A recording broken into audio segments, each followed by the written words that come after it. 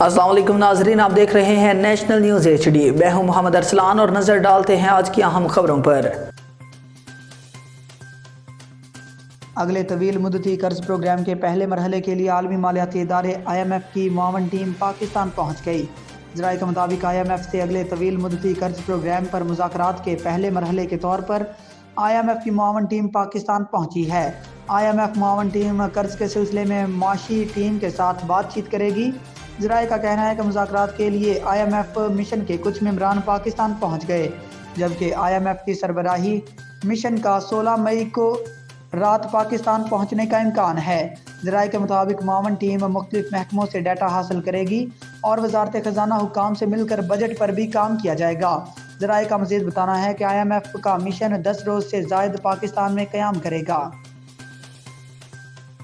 News studio سے فی الوقت اتنا ہی۔ مزید نیوز کے لیے ہمارے ساتھ رہیے گا۔